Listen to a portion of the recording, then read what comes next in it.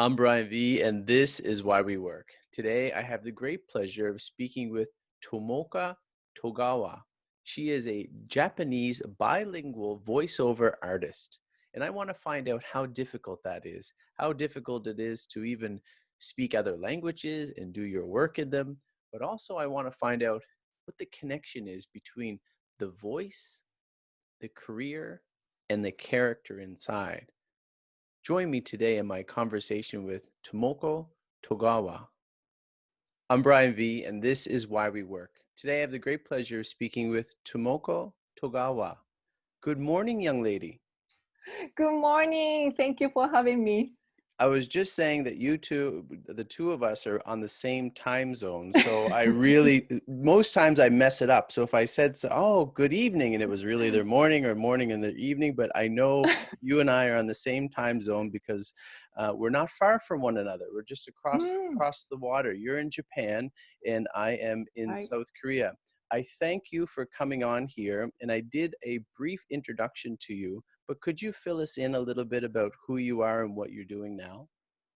Okay, so I'm a versatile person. So I do bilingual MC for corporate event, and I also some international events, and also a wedding party. And I also, beside that, I do a narration for international markets, and then sometimes I do coaching for students or clients, and I think hardly I do modeling right now, but in the past, Okay. I did modeling. What else? I'm a mom to 12 years old son I have right now. Yeah, that's all about it. Tomoko, no, that's great. I mean, you sound like you are busy, especially being a mom. Like that's a full-time job in itself. Yeah, exactly. Would you be able to bring us back? What was your very first job, even as a teenager, even if it had nothing to do with voiceover work? What was the very first thing and I know being in Korea, more Asian cultures tend not to have that many jobs as a younger, maybe wait until after school. Not sure if that's the same with Japan as well, but what was your very first thing that got you out of the house to maybe venture off and do something on your own? As a part-time job, Yeah. so I did teaching a little bit English to kids. How old were you at the time? That was around 19 or 20 years old. So So it's you not were quite teaching. young, right? No, well, that's no, I get a lot. I mean, in North America, you have some people um, selling lemonade, right? Working for a parent's store or something around 14, 15, Mm-hmm. 16. So I understand. So when did you begin to study English for you to be able to teach it at 19? I think I was around maybe 17 years old. I was very serious to studying English because I really want to go to overseas to study. Yeah. So mainly psychology. So you wanted to study So psychology at yeah. 17? Okay. Yeah, because I think I was really into some people's minds around that time. Maybe I was a teenager, so my father's job, so we have to move to many places.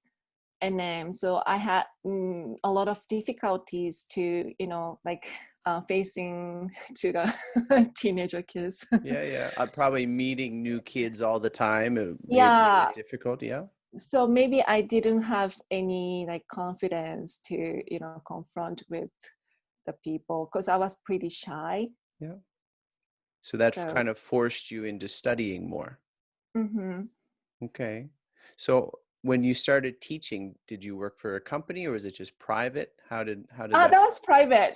Yeah, yeah. No, it's still work. I Yeah, mean, at 19 yeah, and at yeah. 17, you're thinking about psychology and, Mm-hmm. moving overseas.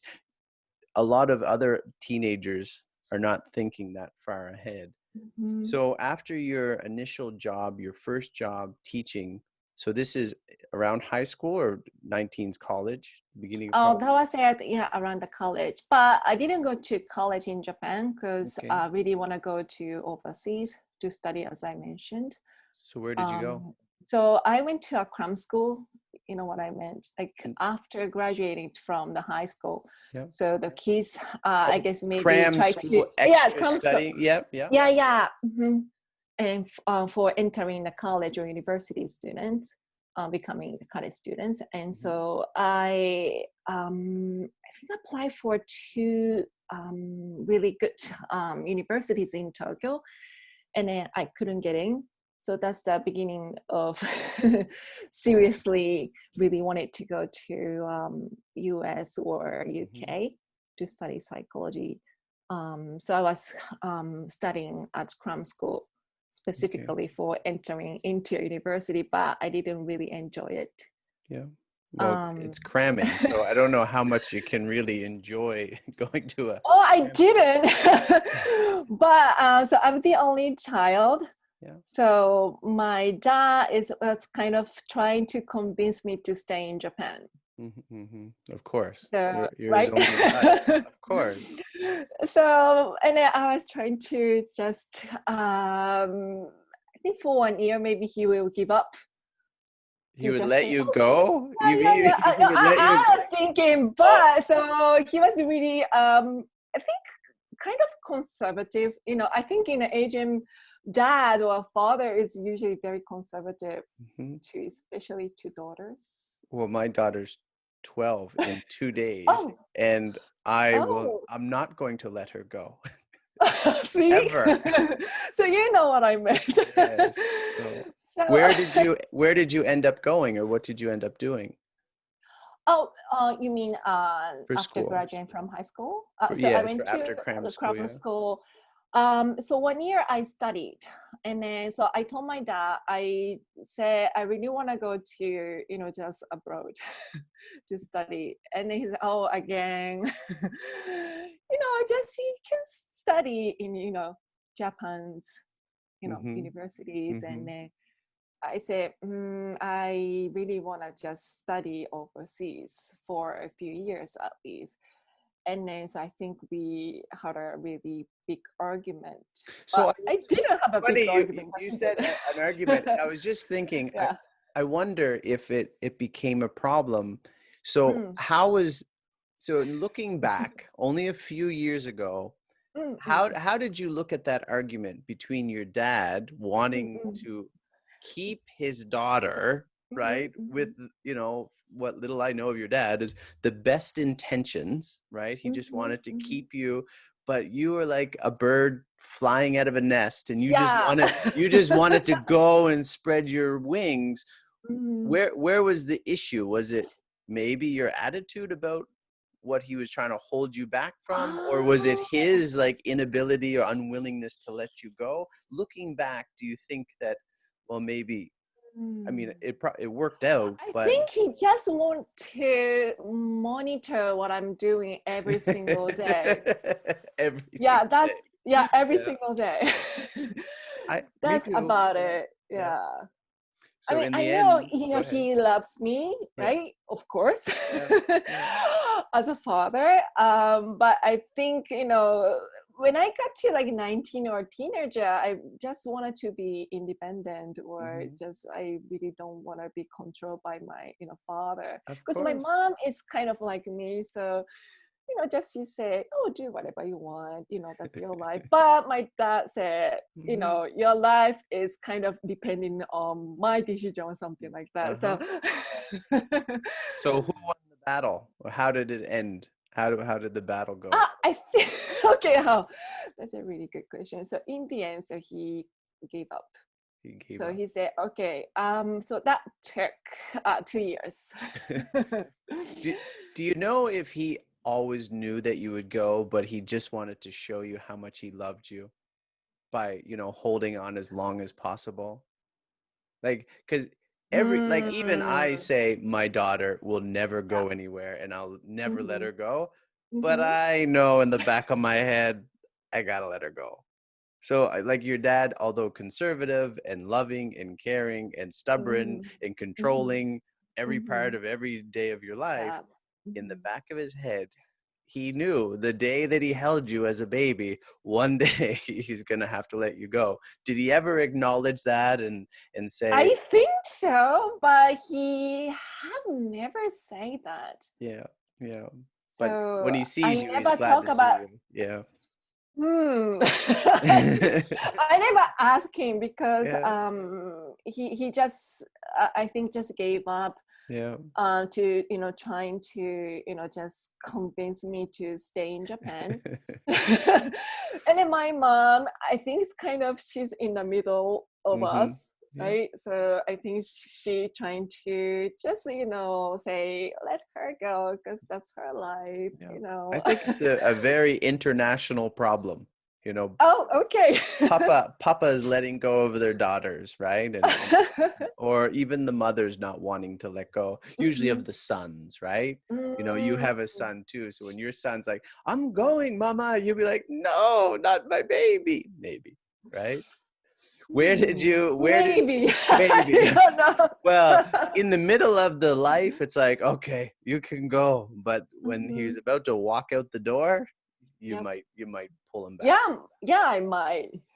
But Or might not. hopefully, so my son will be, independent. Meaning, like, I always just think about him as individual. Meaning, Mhm. so even though he's my son, Yeah. but one day he's just become Yeah. independent. Independent.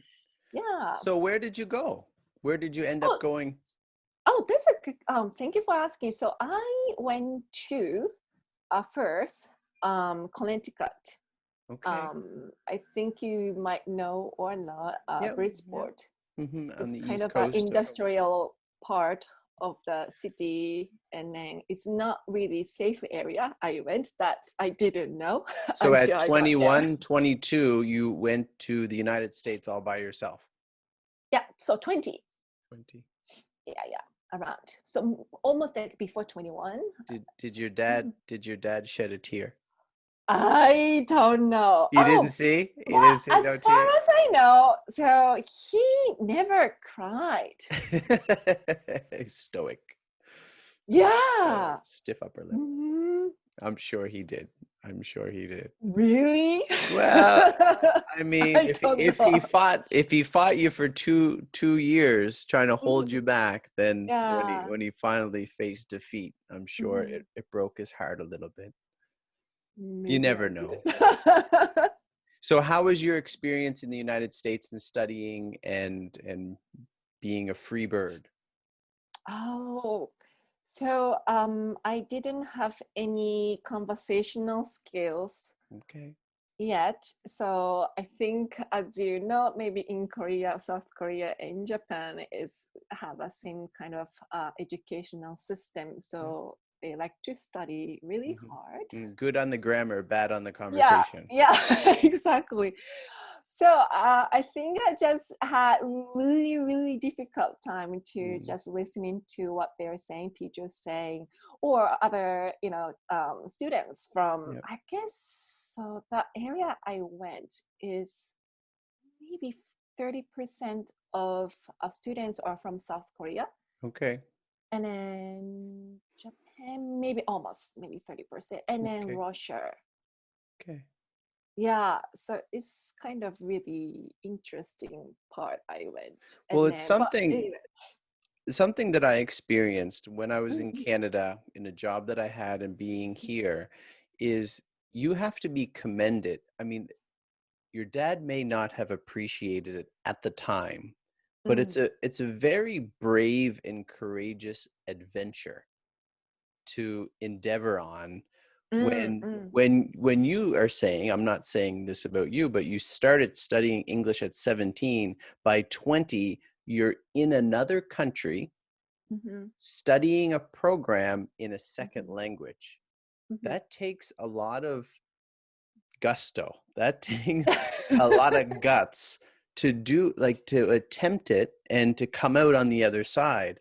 And I've mhm, met a lot of, like, when in Canada, a lot of Koreans, Japanese, Chinese students, really? and other Middle Eastern countries that come over, and Mhm, they're essentially leaving your mhm, language or pushing it off to the side and mhm, immersing yourself into another country and studying a different program. It's a new it's hard enough to study, like even if you were taking psychology or whatever in Japan, that would have been difficult. But you're going to go to another country and study a program in English. So it's commendable, no matter how insignificant you felt. It's a really good thing that you did in trying to, you know, be independent on your own. Yeah, I think so. When I realized that, I guess so. I went to a Bridgeport about I think 3 months or 4 months or so, and then I decided to go to San Diego. It's more a tropical part in California. So that was about maybe like 8 months or so, and then so that school had many students from like Switzerland and then Brazil. So that was totally different atmosphere and environment I had, and you know, had a lot of communication with. And then so I guess maybe Brazilian or, you know, Swiss, you know, students tend to have more conversational skills higher than, you know, Japanese students, and probably maybe Korean friends. But I think, you know, Korean students have more tendencies to, you know, speak more than Japanese students. It's, well, yeah, I'm not sure about, a lot of Korean kids are studying English, at least grade 4. They're starting it. They're a little bit familiar with it. All the signs are English and stuff. Yeah. So I think in classes, so grammar school, and then also maybe reading classes that I had was kind of like easy because I studied. But in the conversational classes are pretty hard, like for me and maybe other Japanese students. Because were you required to do some sort of English program before you jumped into your degree, or were you? Oh yeah, I didn't say. Sorry. So I went to an English school in Bridgeport and in San Diego. Yes. Yeah. That's common. Yeah. That's common. So I think let's see. I don't think I didn't have that much skill of speaking skills yet around that time. And then I guess so I went to a university after that in New York. So that was where I started to have the real I can imagine your dad with a map of America. Okay, she's in Connecticut, now she's San Diego, now New York. Oh, my daughter. Oh, just please. I didn't tell him after I got realized. I told my mom, of course, right? Because we are very super glue. Don't tell dad. Yeah, exactly. I told my mom. But so what were you going to take in New York? So I was studying psychology from the university in New York City, and then so of course just the university, so their curriculum, their programs was not only psychology, of course, so you have to study like English and math and then like other courses. So I guess I think history classes are pretty hard. So how long did it take you to finish, or did you finish that degree in New York? Okay, so to be honest with you, so I had financial issues, so I dropped out at the I think senior or senior. Yeah, I recall having financial issues in my university too, and I dropped out at one point. That's an international problem too. So I think eventually I can go back to US, and then maybe I can, just can finish maybe one more semester, hopefully. So I think after my sons will be going to college or something, but I really gonna work really hard later. So how long did you stay in the States before returning back to Japan?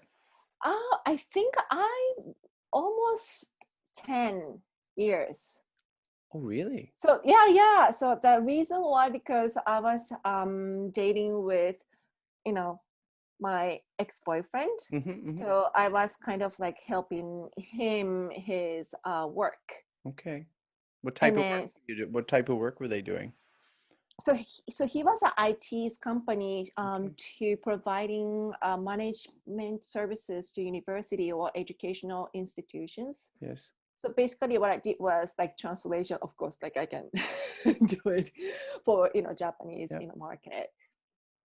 So when you And came back to Japan, what was your plan? Were you disheartened? Were you saddened? Were you encouraged to come back home? What were that's you a really thinking? good question. So my like honestly, my boyfriend became my husband. So we separated right now, but so he said, okay, so let's go to Japan and then to do something like the new things, because he I think maybe he was thinking about having a new business or something. Yeah. I really don't know. Yeah. But anyway, so we came back, and then I think maybe 3 years or so. So we just separated and Yeah. split out. So during this time, when are you starting to think about your own career and doing something for Mm, yourself? of course, as a single mom, so I was really seriously about, so how should I, bringing up my kid. Yeah. And so when I got to over 30 in Japan, usually the companies or corporation asking you to have certain certifications.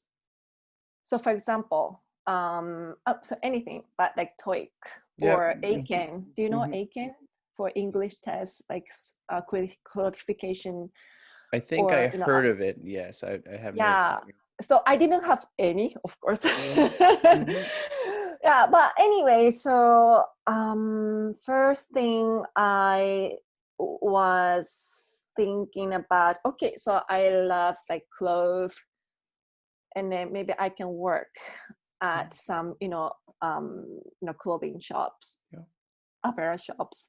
And then so I applied some, and then so I got offered, and so I start working like Lacoste. Is that correct pronunciation? Sounds Lacoste. about right. We have it here. We also have it here. Okay. And then like other French shops, the clothing shop.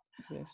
But anyway, so I didn't love it because I didn't really have the passion for that, Hmm. work, even though I like clothing, but not anymore. Hmm. But anyway, Yeah, it's so a whole different side of things, getting into yeah, selling and merchandise and hmm dealing with customers and all those sorts of yeah, things. Yeah, it's different. exactly. So I think during that time, so one of my friend was applying to Miss Universe contest in Okay. Japan. Hmm. So because I was modeling too, as Yes. I mentioned before. Yes.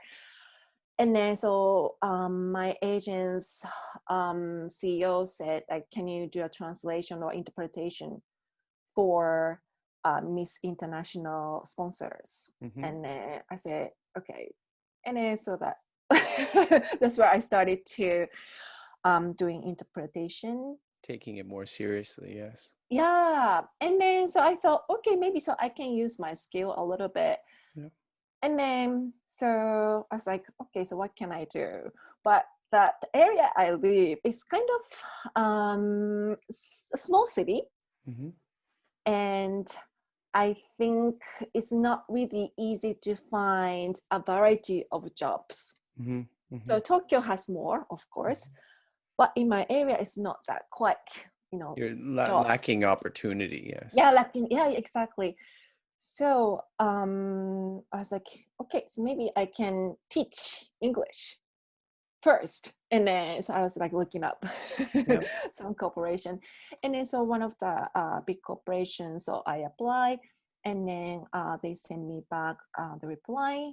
And then so I went to interviews, and then, taking a test, of course.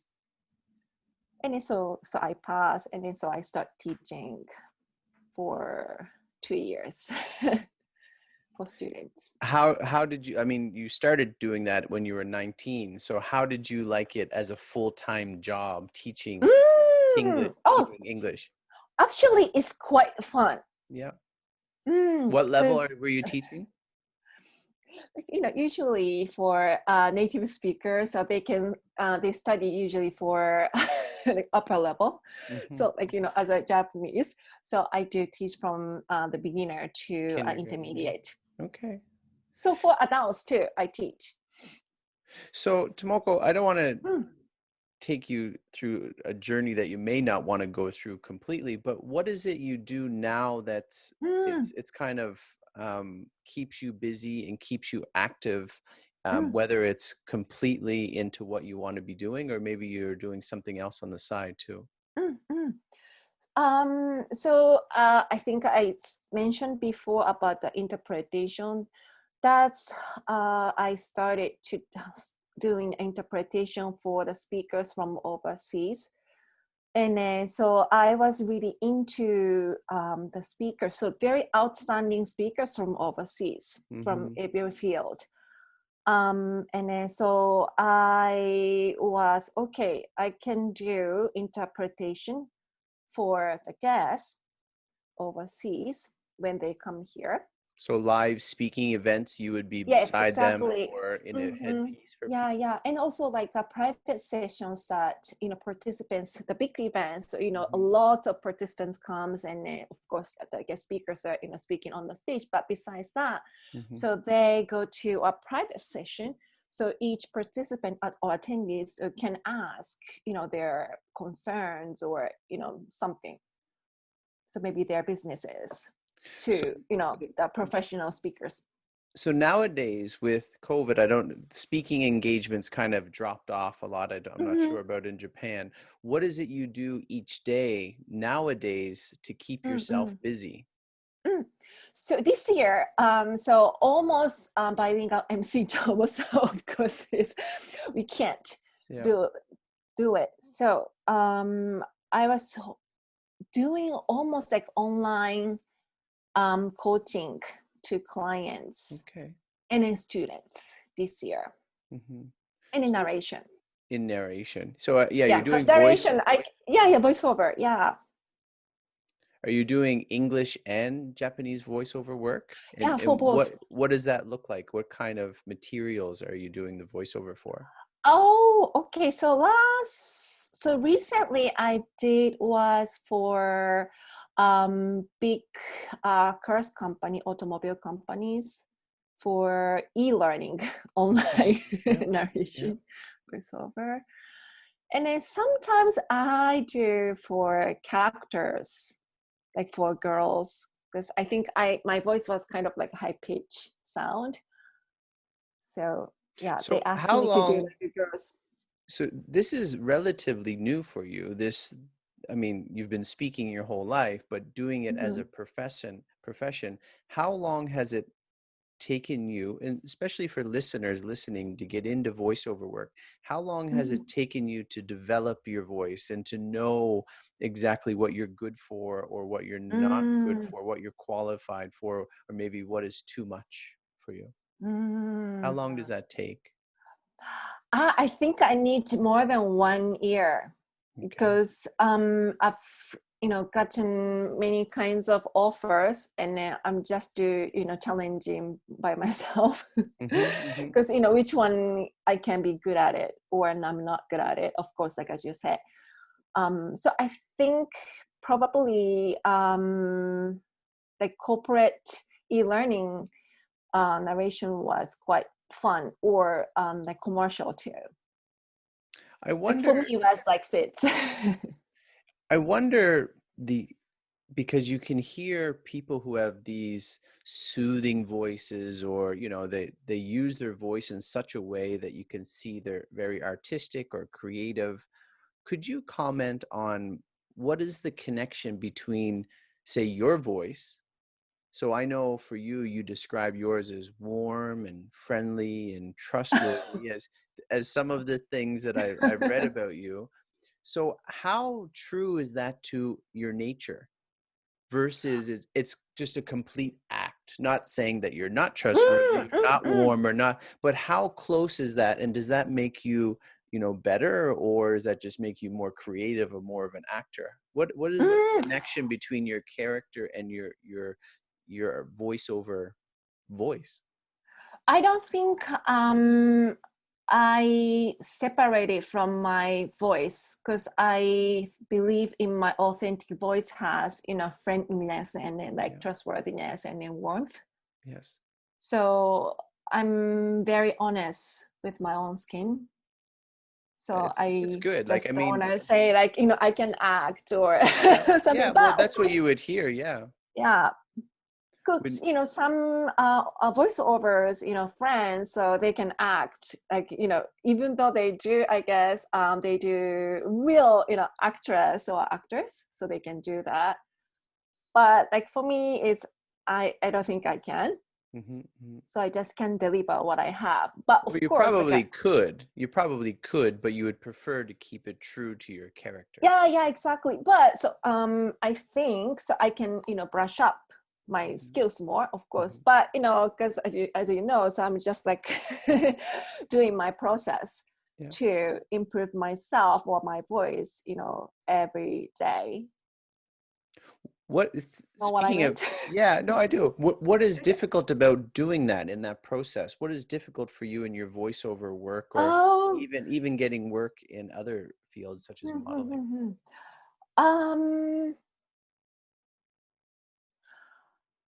So I think my voice has a high pitch, and then so last time I had an offer for English voiceover for the corporate commercial. Hmm. So they are asking me to have more lower voice,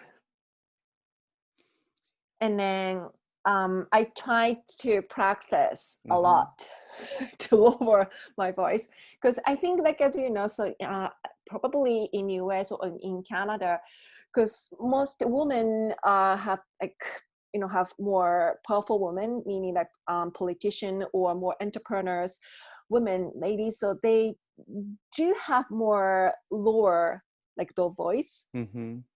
so which I don't. My natural voice, I have higher pitch, so that was quite hard, even though I just tried to lower my voice as much as I can, but it's pretty hard. Well, when I think of, say, and I don't think of the same, but there's some similarities between Japanese and Korean culture in that Mm. when you go Mm-mm. to an airport, right, or you Mhm. hear some commercials of some female, there's that is a very high pitch, almost character. Do you know Yeah, the exactly. sort of Yeah. voice? And Mhm. there's a lot of that characterization of Mm. voices. So I would think there would be a temptation for you, or even males getting into Mhm. voiceover work, to be like that character that's Mhm. presented a lot. So the Mhm. temptation or the difficulty might be of carving out your own voice Mhm. versus something that seems to work in every other occupation. So that a hard thing for you too? Is you hear those high pitched voices in a lot of the Mhm. commercials, or Mhm. you know, and then you're like, oh, I can do that. And then they're like, no, we don't want that. We want something different. Mm. So I think, as you said, I think you're right. Lots of like commercials or maybe for animations, right? So Hmm. Hmm. you listen to high pitched voices, voiceovers, people. I think, maybe Japan like the way it is. Hmm. Hmm. Um, yeah. So, It's a challenge. I mean, it's a challenge to find. mhm, I mean, there's not always you're not going to be given every role, because mhm. the companies want a specific, obviously Right. voice, but they want something Mhm. particular about that commercial Yeah. that stands Mhm. out. So like as far as I know, because I started to doing a voiceover, and then like I would just say maybe 70% of voiceovers. So they went to specific, voiceover school in Japan. So Mm, they are pretty good at it. mhm. Very good. Unlike me, but like I was just doing my voiceover for international market, so I really don't have to do always high pitch Mhm. like a characters. So that's good, really opportunity to learn every kind of field. Have you gotten into narrating books? Like just Not books, yet. audio books and Audiobooks, stuff? not yet. Is that So something most on of the them are horizon? commercial. Okay. Yeah, but sure. Yeah, I wanna try audiobook. I think probably commercial, it's more lucrative. There's better money than Yeah, sitting down probably. and reading a big long book and not knowing the benefits of it. What is it? Probably you're right. What is this a satisfaction you get in your work now, thinking of all that you've been Mm, through and mhm, being able to, help support your son? And, I didn't say this at the beginning or when you mentioned it, but mm, one, you're brave for going to another country and mhm. studying another program. But like my mom, who is a Mhm. single mom, it is not easy. Okay. Mm. And I commend you for your willingness and attempt to take care of your son. And it Mm. gives a better an understanding of why you said, I want my son to be independent. I want Yeah. him to be all right. Because you don't want him to depend on mom Yeah. the whole time. And you got a tough love from mom, right? Like, Yeah. okay, you're Mhm. 18, you're 19, out. That's what my mom, even Yeah. earlier, right? Yeah. Even earlier. But Mhm, I mhm, commend you mhm, for doing that, because mhm, relationships are not easy and all of that other stuff. But to mhm, have a mother that's willing to look after her son and to help mhm, raise him to be the man that you think that he should be, thank mhm. you for doing that. And he might not appreciate it fully yet, but when Yeah, he's he's so older, good. Yeah. when he's Mhm. older, he'll look back and say, my mom was the one that was there, and my mom is the one that tried Oh, very hard. So that is a really, oh, really good thing that you're doing. yeah, it means a lot to me. Thank you. So what is it you would like Mm, mm, people to mm. understand about Tomoko, Oh, right? What would about you me. like people to understand about you Mm, in what you're trying to do, maybe as mm, raising mm, your son, or mm, mm, in modeling or in your voiceover work, so that they mm, can mm, have a better appreciation of, what you bring to the mm, table, mm, and mm, mm. and what value you can bring into to work when you work with other people. I think I'm very, honest, meaning I just say whatever the idea comes to mind. And then also I like to trust in people around me always. So that means I want them to trust me too. So always I wanted to them to be comfortable with me, so through work too. So I'm always like friendly, and then I commit myself my work, so they appreciate what I do. But so I do a versatile, like I have a variety of works, so that makes me live, or um I think I just like to be always active, Mhm. and then I like to entertain people. So I think doing bilingual MC is kind of Yeah. accommodating guests, of course, but simultaneously I just entertained them. As you say that, I'm thinking of like an interpreter off to the side. That is this very Yeah. stressful and hard job, I would think, because Mm-hmm. you need to be on the ball, quick. You need to say Mm-hmm. exactly what this other person is saying, Exactly. and not be seen, right? Not Mm-hmm. you you can't Oh you can't yeah. you can't stand out, right? Yeah. Sometimes you're right No. beside the person, but you're just there to say Mm-hmm. whatever is said, and it's not like, hey, Mm-hmm. everyone, look at me, look how good of a job. but Yeah. but you're so vital for those people Mm-hmm. who need to understand what this person is saying. Mm-hmm. So that's a high So intensity job. yeah, I think so. But of course, so I pick what I can, or what I can do. Meaning like I just don't want to do every single interpretation. So for example, for the speakers from the overseas, so they have, I mean, of course you, Brian, too. So, everyone has, unique backgrounds and then their stories. That's, I love to know about them. That's it. Yeah. It probably gives you a better, a deeper understanding of what they're trying to say. And you can come at it from a better angle than just repeating words or translating words. How, you mentioned about staying busy, but how do you stay productive? I mean, you're a bilingual MC, you're in narration, you're doing coaching, modeling, and you're a mom. How do you stay productive? What gets you up in the morning? I just open the windows and then just feel the fresh air. That's where I start. And then so next thing, so I will wake up my son. But why are you getting up? Why do you open the window? Why do you get your son up and, encourage him to do well in school? What's keeping you productive and keeping the wheels rolling? That's a really good question. How about you, Brian? What makes you productive? Sorry. Well, I mean, I could say superficially or down low, I can say to support my family.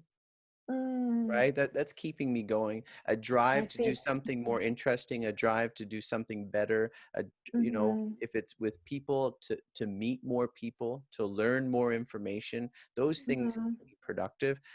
Money is helpful. Like that's not to why I work, but today I have some tasks, I have an interview with you today. Those things, having goals set before me, right? Things to do that I know that I need to do. Experience gives us that thing. If we don't do them, no one's going to do them for us, unless it's parents, but our parents pass away and die, and they're not always there to take care of us. So those are the things that keep me productive. Just having, you think of the horse holding a carrot before its mouth, like on a stick, and you're just trying to strive to get through the day each day. And having a variety, I think, is one thing, and that's what you have, right? Having variety, and it's not the only thing that you do, right? It's not only looking after your son, because as a mom, that's hard, only looking after your son. I but think you so. also have coaching, you also have voiceover work, you're also experimenting with your voice. Those things help you stay productive because you have a few things going. I think the main things I can think of is just I really want to be happy by myself, because if I can't take care of myself, so you can't take care of others. So that's, I think, the main key. I try to be healthy. I try to be always positive. I always to be energetic to my son or to people I love. Is there something that you use that keeps you efficient? Like a tool that you use? Or maybe it's for a microphone for voiceover work, or brain for thinking. Is there something that you use that helps you stay on track and a tool for your work? Yeah, I think so. So, many kinds of jobs, as I said. So right now is the voiceover, or, talking to my clients. Yeah, that makes me, really, delighted or, pleased. So in the tool that you use, what is it that you use in your work that helps you? You mean like your tongue and speaking, or a microphone, or some people say a laptop, some people say sticky notes, right? Okay. Something that helps you a lot. What essential to keep you going? Some people might even say coffee, if they want to. Maybe tea. Probably chocolate. Chocolate is the essential tool, and that's a good answer. Yeah, that's my favorite. Tomoko, I eat every day. Chocolate every day? Wow, love it. You're doing well. what is it? How do you balance between all of the work that you have and free time or rest time? How Mhm, do you keep mhm. your work life choices in check so that you're not working yourself too much, or, you know, worrying as you probably do about your son's future too much? But Mm, how do you keep those things in check so that you can be happy and enjoy some free time? mm. So, of course, financial, things that's, one of the important factors, but I really don't look at the main things was, always, money Yeah. or anything. So, like, to be honest with you, so, let's see, not really 2 months ago. So my dad passed away. So this year. I'm sorry Um, to hear that. And that's would um, explain why you weren't sure about if your dad had a tear. And my mom passed away this year oh, too. really? Yeah. And I could probably speak for you for a moment just because I know it's Mm, hard. It's even yesterday I was thinking of my mom, and though you mm, have these little moments that come out of nowhere to mm, remind yourself mm, of, you know, the parent that we've had that's no longer here. And mm, many of the things, and, you know, I'll give you some time to think about this, is the mm, reason I started this podcast was mm, because of my mom, because my mom was such a hard worker, and I never really mm, understood why. mm, I have some, like, an inkling, I have an idea as mm. to why she did what she did, but right until the very day that she died, she wanted to work. And so I have this thing of asking people why you work, why you do the things that you do. And Mm. I'm sorry to hear that in 2 months is not that long ago. So I'm Mm. sure the wound is still fresh, and hopefully it stays fresh to Oh. remember, right? Mm, mm, To mm, continue to mm. remember. And as I said to my dear wife, who lost her sister this year and her Oh, grandmother this year, really? is Oh, I'm so is sorry to hear that. never, no, but never feel bad Yeah. for feeling Mm, mm, sad. Never mhm, feel bad for feeling mhm, sad of the loss of someone. Try not to let it overtake your life, mhm, right? To affect your mhm, work and your other mhm, responsibilities, but never mhm. forget those most important memories that you have of these people. In this Yeah. case, your dad. So Mhm. again, I'm sorry to hear that your dad Oh, has. no, No, no, I know, but no. as you regain your composure, Mhm. know that, Mm. if you could be there for your mom, right, you Yeah. know, those sort Mhm, of things, and talk to your son about your father and how mhm. loving and caring he was, right, to Mhm. hold on to you as long as possible. It's a great That was story, right. right? Like, if I would have known before that he Mhm, passed away and then you told me the story, then I probably would have been more heartbroken. But now mhm, it's a wonderful story that your dad mhm, just wanted to hold on to you as long as mhm. he could. Yeah. Loved you so dearly. So you were saying, Mhm. about your keeping your Oh, work yeah. life choices in check. So, but anyway, so this year, so my, dad passed away, right? Yep. A few months ago. So that was, after and before. So my mom and I are really busy to, take care of him, of course. Yep. But anyways, so this year, everyone has a very difficult, hard time, during this, pandemic situation. Yeah. So I was really thinking about, what is the most important things in life. I think, Hmm. people say, okay, this one and that one. But for me, this year is like the moment I can have Yeah. with It my it family or the people I love. So that's just keeps me going, meaning, okay, yeah. so just I can do something for him or Yeah. to my son or, to everyone I care about. So also with the question of work life choices, Mm, it kind of it pushes you away from the need and desire of money, and pushes you mm-hmm, more towards family and care mm-hmm, and mm-hmm, concern, and knowing mm-hmm. when to turn off work and Yeah. turn Mm-hmm. on family. Yeah. So, of course, every day I work, but, if necessary, meaning like urgent things, or I think my priority has completely changed this year. Yeah. So, next year probably I'll change. Maybe work will be a top Yeah. priority, or, you never know. But this year, just I want to have spend a lot of time with my family. Yeah. As I'm trying to do right now. And I'm sure there's a Japanese proverb or a saying about seasons, because I saw a picture of Japan the other day and it looked Mm, like Alice in Wonderland, like the big colorful fish on top of some in a white pond, and there's pink trees in mhm. Japan. Is there not? There's some very Is beautiful that the trees. cherry blossoms, or? It might have been a really beautiful picture, and someone's like, this the the scenery in Japan looks like the Alice in Wonderland, like almost like it's not even Oh. of this world. But it reminds me of Mhm, seasons. And so what you're saying is maybe mhm, next year I'll think of money, but we go through these seasons, right? And it's not the world mm, season of summer, winter, fall, and spring, but life seasons of transitioning from, are changing our mhm. priorities. And it's not bad to Yeah. work. It's not bad to Mhm, work for money, right? But mhm. season Yeah, of of course. of getting a foundation of what's Mm. really important and what matters most.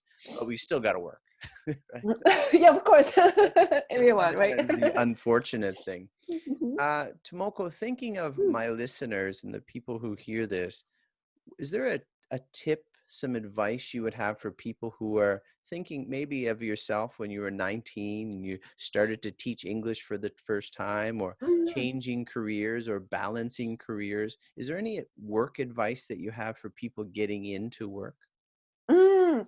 I think, the age doesn't matter. So if you want to do something, I think you should try it, Yeah, because otherwise you never know. yeah, So you absolutely. need to taste it. And then, so if you don't like it, so you can change or move on to others. So that's always, saying to my son, even though he's 12, so he has no clue probably. But so that's what I, did it like Mhm. many times. So if he didn't like it, so I change it. And then, so if it works out, so I can just keep on going. Well, you say your son may not yet know, but you keep saying that's important though, right?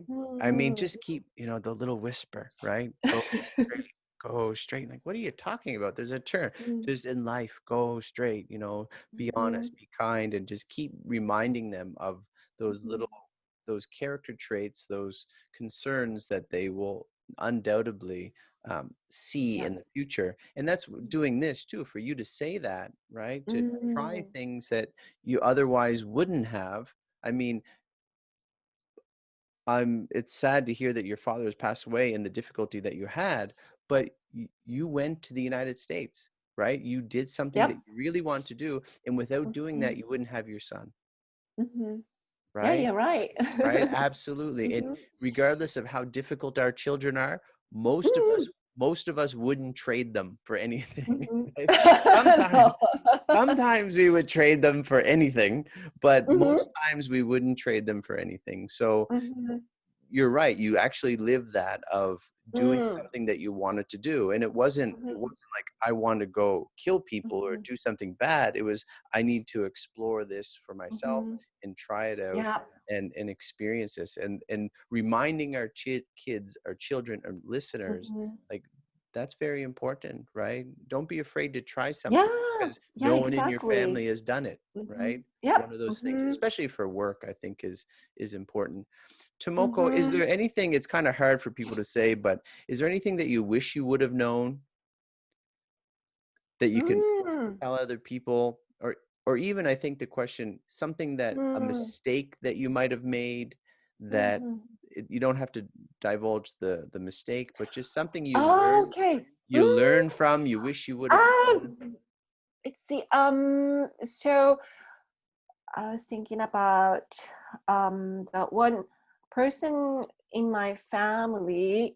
So my grandmother's sister, so Hmm. she got married with American, and then so So they lived in San Diego, but anyway, so their daughter's husband, Mm-hmm. so he was really sweet to me when I was in San Diego. Yes. And then, so I think probably 6 years ago or 7 years ago, so I got a message from his wife because I think she was trying to reach me or some for some reason. And then, so we are talking, and then I just knew, so he passed away. Sorry to hear And that. then, oh yeah, and then that thing was, so I thought maybe, so he was like, he passed away because of some diseases or Yeah. something, but he committed suicide. And then, so everyone loved him so much, even though I loves him, I love him too.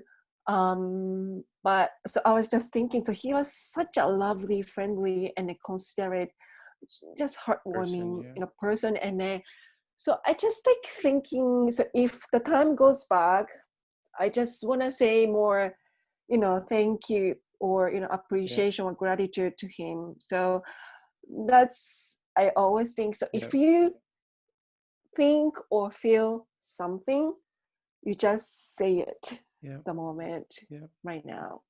Yeah, especially when it's regards to people who you never know if they will be. We don't know if we will be here tomorrow. So yeah, exactly. right, holding Yeah. on to things that are unsaid, or Mm-hmm. appreciation for someone Yeah. for being so Mm-hmm. kind, and sometimes Yeah. that can encourage them, especially Mm-hmm. in a suicidal situation, that maybe those Mm-hmm. are the things we all need to hear. You're doing a great Yeah. job, thank you very much, or I love you and I miss you, and Mm-hmm. those Mm-hmm. types of things in those phone calls. I think Yeah. we would all be better to do them more often. Mm-hmm. So that's I always thinking right now. And then also be kind to, the people you just meet or encounter. Tomoko, you kind of mentioned this with how your voice is connected to your character. Do you know of the temptation, and how do you combat it with putting your character before or after your career? So if you're a title of the model or the voiceover actor or even the mom, how do you rank or prioritize your character? So when you go into it, is your character first, or is it I'm mom, or I'm a model, or I'm a voiceover actor, and then you will do anything you can to.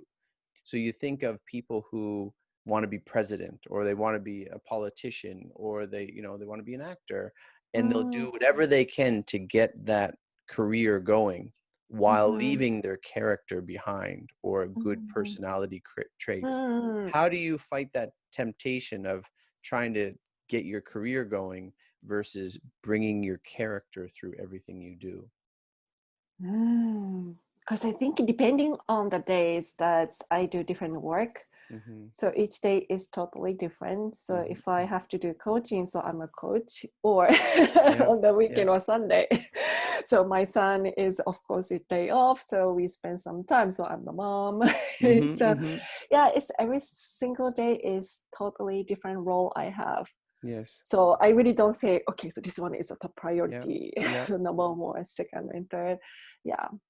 So do you see that having a solid character is more I would important? say, I think maybe I probably like bilingual communicator, I would say, because I use English and Japanese, Yes. right, through people. Yes, yes. I think also, though, as you said, when you're staying true and honest to your voice, that is the best voice that you bring forward. So similarly, by being a bilingual translator or coach or model, Yeah. by being honest and considerate and warm and kind, that is the best way to pursue any career, right? That's the best way to move forward in work, Yeah. is by bringing your character up front, not by your title. Yeah, exactly. You're right. Thank you for a description.